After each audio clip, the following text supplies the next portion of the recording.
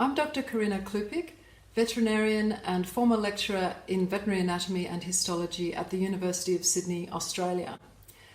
In recent years, I've been engaged in consulting and content creation in the field of veterinary education, and most recently this has involved translation and revision of a seminal German veterinary histology textbook to be released in English under the title Veterinary Histology of Domestic Mammals and Birds.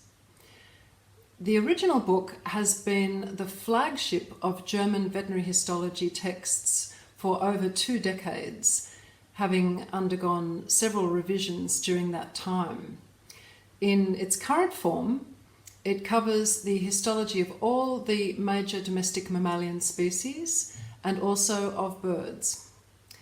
In addition to covering microscopic anatomy, it also addresses aspects of cell and molecular biology, with consistent emphasis throughout on the relationship between the structure of cells and tissues of the body and their associated function.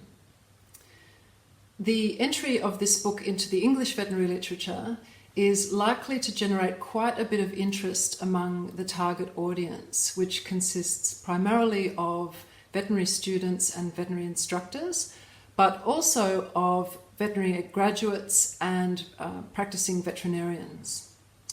There are a few reasons for this. Firstly, this is the first new veterinary histology textbook to be published in quite some time.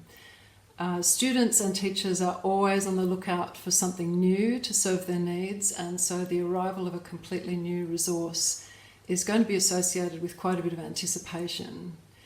Secondly, and very importantly, in the field of veterinary histology, this book is unique in that it represents a true combined text and colour atlas. This is a really important benefit for veterinary students because histology is an extremely visual subject, and it's also a notoriously challenging discipline in terms of relating theory, so what you might read in text, to images or what you might see when you look down a microscope. So the combination in this book of user-friendly text and numerous very high quality colour images and illustrations really helps to make the content accessible to the reader.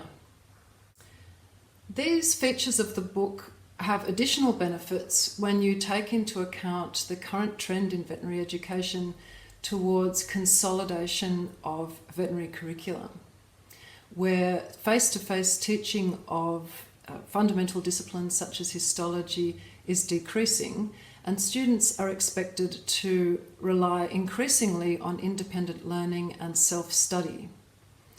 In the case of histology, this presents a really difficult challenge because the material is so unfamiliar to most students. So again, having an accessible, visually engaging book is really helpful in this regard. Another major trend in veterinary education is the shift towards problem-based learning, where students are expected to apply fundamental knowledge of preclinical disciplines such as histology in clinical scenarios.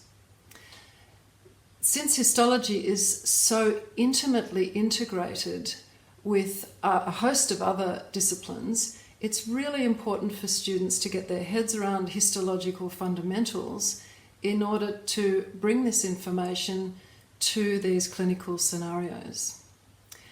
This book is well placed to keep pace with that trend because it presents the essentials of histology and also links these to related disciplines, including gross anatomy, physiology, cell biology, and biochemistry, to name just a few.